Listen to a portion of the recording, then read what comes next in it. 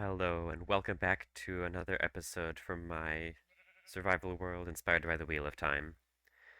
So far we have only focused on building Emmons Field and decorating everything there, but we want to move on to other parts of the world now.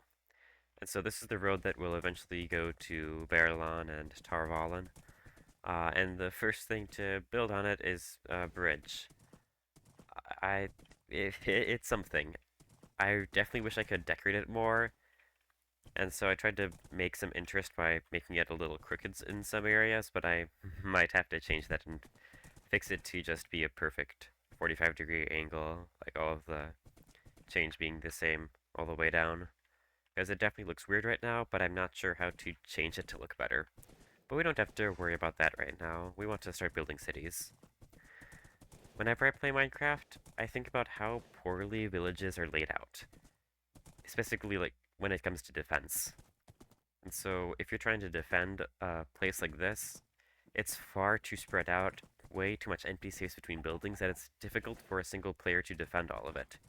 Even if you build a wall around a whole village, it's going to be such a large perimeter to defend that one player can't handle all of it at once.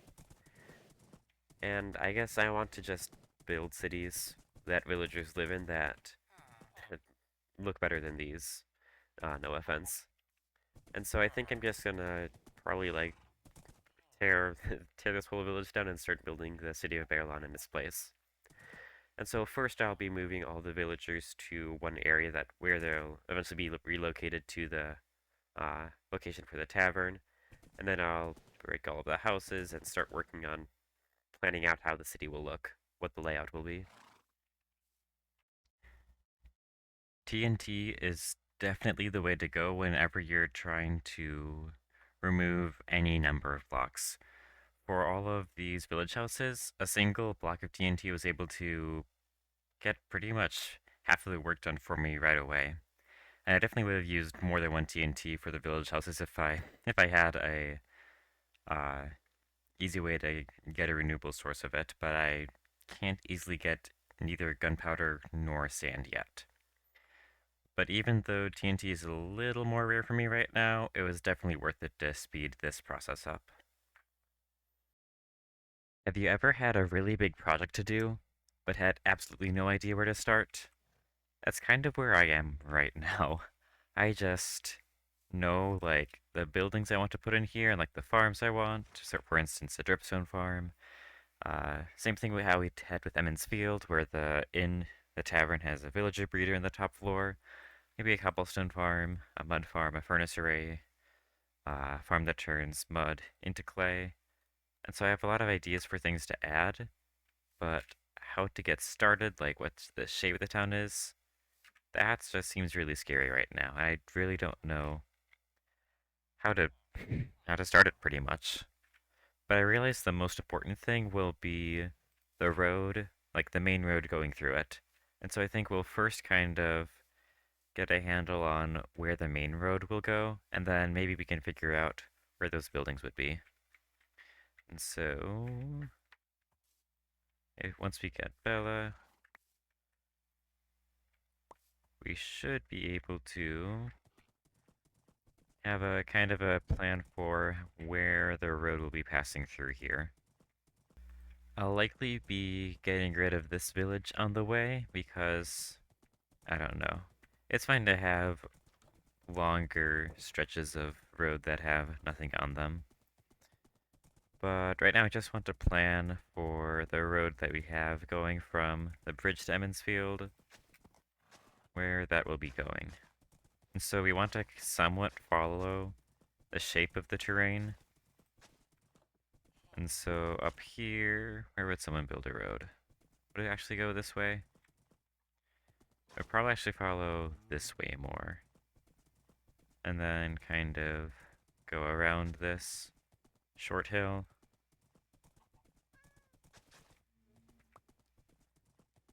And then... So we wanted to kind of pass into the city, this road. But we also wanted to kind of exit this way. Because up here we'll have a fork in the road, one way will lead to Tarvalin, the other way will lead to Camelin. And so this route will lead to Camelin, up into the mountains and some pretty cool passes that way. And then this way will actually lead to Tarvalin. And it would be much shorter if we went just straight over this hill, but I don't want to do that much terraforming for all these general road areas. But I mean, probably have to do quite a bit with so many caves in the way and stuff. But the actual just shape of the land, I kind of want to keep, just because I feel like it would seem more natural than anything I'm able to make. And so, would it make more sense to have the crossroads actually be in Baerlon, and so that you have kind of three main roads, one going to the Two Rivers region, one going to Camelin, and one going to Tarvalin? And Baerlon being important because it's that connection of those roads? That would probably make more sense. So that's still going to be the best way to Camelin. Could we go this way to Tarvalin? That's a possibility. I'll have to do a bit more scouting, though. So, I now have a better plan for what the roads in Baerlon will look like. And so here, this is coming from Emmonsfield. It will pass eastward, going this way. And then red, kind of where I have my chest area, it'll branch off. This way will be one road, one of the main roads. This will be going to Camelin, and it'll extend farther south that way. The other way will possibly be the more traveled one, but this will be heading slightly no, west-northwest to, or east-northeast towards Tarvalin. And that'll have to make a bridge here and a couple other places as we go that way. And so this is kind of what the main roads will be, and now I have to figure out how to place the buildings in, kind of following this shape. So I'm planning on having the inn go this way, diagonally, so I will probably have to move my chests. But yeah, kind of having this shape. It should probably be a little larger than the Wine Spring Inn, since Baerlon is a city, while Emmonsfield is a pretty small village. But I'm not completely sure how large I want it to make it yet. And so definitely I'll have the inn coming this way, right on this main road. I wonder what building I'll put here. Or maybe keep this spot mostly empty since this is such a sharp, acute angle. But yeah, definitely the inn right here. Possibly some of our other farms. I mean, Baerlon might just become kind of our mini industrial district, where we just have a whole bunch of farms in this area. And so we'll have to figure out what buildings to put in when we get a little farther in the planning stage. But I think I'll kind of flesh out these roads and make them look a little better, as well as making a layout for the inn and a few other buildings. Unfortunately, I have some very sad news to share with you. So that way is Baerlon, and that way will be Camelin. I was scouting out a path to go from Baerlon to Camelin, but I didn't have sounds on, and I wasn't really paying attention. And I think a creeper snuck out of this cave and exploded, uh, and it killed Bella. So now we have a horse named Mandarb. I will come back and make a proper grave for Bella. So yeah, the right now the road to Camelin is a little dangerous, but it'll extend up through these passes and yeah, kind of go where we'll also hit White Bridge before we actually get to Camelin. But I'll need to do quite a bit of terraforming in this area, and probably some lighting up of caves.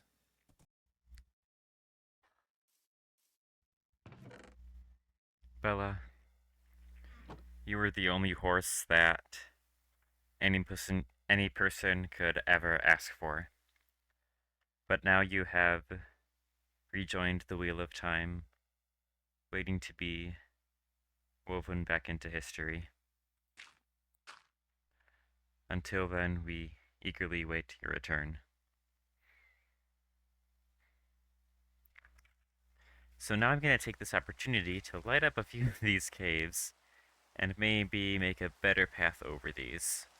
I don't really need to be doing this right now, but honestly, one of my favorite parts so far has been just going through on Bella and just riding around, seeing where I'll eventually build things, and then, yeah, seeing the places that I've made plans for in creative for all the locations that I'll be placing things,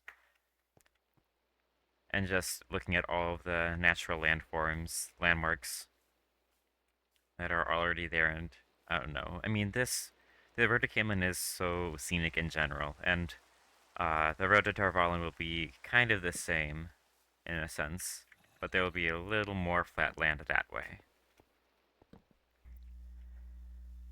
So I've begun to lay out the inn here in Baerlon, and so it's going to be larger than the Wine Spring Inn. Gonna plan on 2 stories in most places, but here between these two pillars it'll go up to 3 stories, I think. Over here on the western side of the building, we'll have some spots for horses. I'll probably add a stables on the other side as well. When the main priority for this building is to just give me a safe place to sleep, as well as a safe place to put all the items that I'll be needing to build with. And so right now, I definitely want to still use a lot of spruce wood for all of the wood in Baerlon, since it's still the same region as Emmons Field. But I'm not entirely sure what I want the other blocks to be, since, I mean, right now I have a lot of grays and browns available, but I'm considering using blue wool for the rest of the structure, and just imagining that they painted the hole in blue or something. But yeah, and so the plan once you come in here, honestly, I'm not entirely sure what the plan is, but I was thinking that this area by the stables would be a kitchen, for example, and then maybe this would be a bar area, and then maybe this would be places to sit and eat dinner, and then there would be a staircase somewhere to go up to their rooms in the second level. I wanted to add these extra pillars in on the inside, since those would definitely have to be load bearing to support the larger structure on top.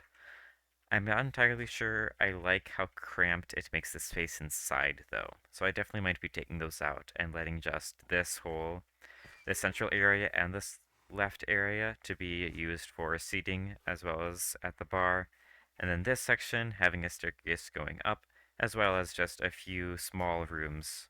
That would be like the cheaper options for this place. So that's the plan right now. I'll definitely need to grab some more spruce wood from my donkeys, and then start settling into this place and probably head back to Emmons Field to grab the blue wool to start working on the main part of the structure. So I've began doing a few more things around with the tavern and stuff. And so added the stables, just like we had at the Wine Spring Inn. A few more.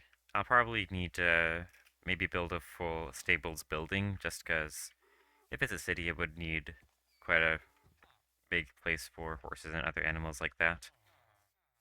And so the kind of process that I followed it was the same that we kind of followed for the Wine Spring Inn. Here we have a dark rock for the foundation, spruce wood for the frame of it, and then wool in another block up here. I chose cyan because I felt like it would not stand out as much as blue, and like seem I felt like it would fit in more. Now that I'm looking at it, here it's just cyan wool and cyan concrete powder. I'm wondering if we could also use the warped wart block from the nether. On the inside, a little bit has changed. I took out those 2 posts that were in here just because it definitely made it pretty cramped. So this will be like the dining room area. Over here will be the bar area, and then the kitchen back there. And then we have some room for 4 different rooms on the first floor, as well as a staircase going up.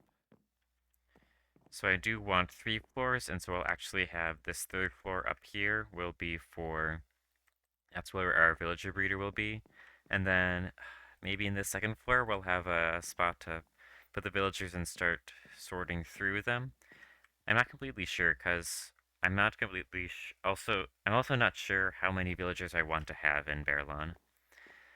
But I'll keep on working on the interior and exterior of this building and maybe take a short detour to the nether for that. Now, I'm not planning on putting any waygates in Baerlon. However, we will still have a nether portal here. And my plan for the world is to have a couple different, like, kind of in-story uses for nether portals. And so one is for waygates, but this one will have a different purpose that we'll find out later on. So right now I just want to find a warped forest because it would be nice to get the warped word block for the inn walls, as well as a nice spot to get ender pearls to help us like move around easier in general. So I'll do a little bit of exploring now, and I'll see you later. Hopefully, when I find a warped forest.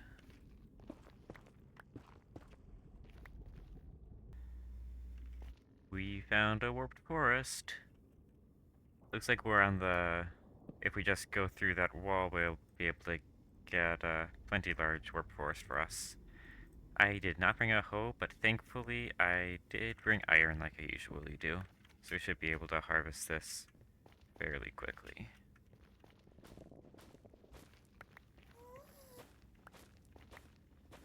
Is it just a single tree in this biome? I hope not.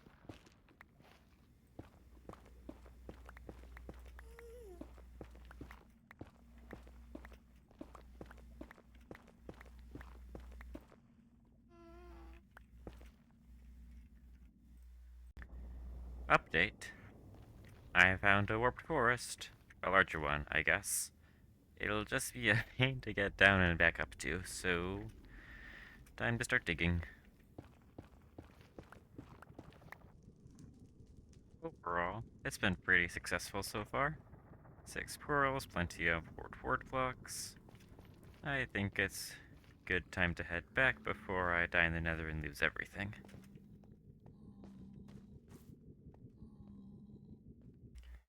The warped ward block definitely makes it look a little more run down, just with the texture and, I don't know, a little dirtier. Not completely sure if it'll stay like this, but I mean, it's changing the texture, which is probably good to avoid an all wool texture.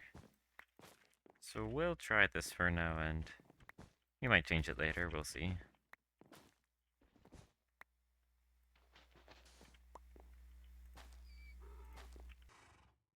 Right now, I'm trying to figure out how to build the roof of the inn. I kind of have 2 options. Here, it's a slope of 2 going up to the peak, the gable of the roof. While over here, it's a little bit closer to a slope of 1.5. So every 2 blocks over, it goes up 3 blocks. I think I like this one much better. It'll leave a lot of empty space that I'm not quite sure what to do with, but it's better to have too much space than not enough. So I think I'll be adding the roof like that. And then we'll build up the central section after we get started like that. So I was going to work on the roof and hopefully try to finish the inn for this episode, but I do not have much deep slate left for the roof. And I don't know, it just didn't feel wrong to be decorating this place when it has no use yet. And I realize that's gonna be one of the most important things in this world, that you really never visit a place unless it has a use. And so it doesn't make sense to decorate something before you make it useful. Otherwise, you'll never go back to visit it and appreciate what you built there. And so instead of finishing in this episode, we'll start laying out places for possibly a mine shaft to go down, maybe a cobblestone farm, a mud farm, a furnace array, things like that. Things that will definitely be placed in Baerlon, and I will not worry about making anything look good right now. So I've gone through and laid out a few more blocks showing what I want to build here eventually. Here I'm leaving kind of an open space for a furnace array. Honestly, I don't really like building furnace arrays, but eventually we'll be having such big buildings that we'll need to have a large furnace array. And so here we have, this will be the entrance to a mine, so a way down and a way up. Will be going down there pretty soon. I don't have the soul sand or the kelp on me. I just had to run and grab those. This will just be a way down to a mine that makes it easy to get more deep slate for the inn. Over here we'll have a cobblestone farm, and finally here we'll have a mud farm. Yes, I know it's very unnatural to see such a straight line of blocks in this world, but I've built a mud farm like this before on a different world, and I can't exactly remember how to do it, but we really do need this straight line in order to build it. And so I've laid those out, and start working on some of them. But I guess the most important thing to remember is that journey before destination, you don't need everything to look perfectly right away. It's okay to have unfinished projects around, because they're unfinished projects you're going to keep playing. That's all I have for you today. May you find water and shade.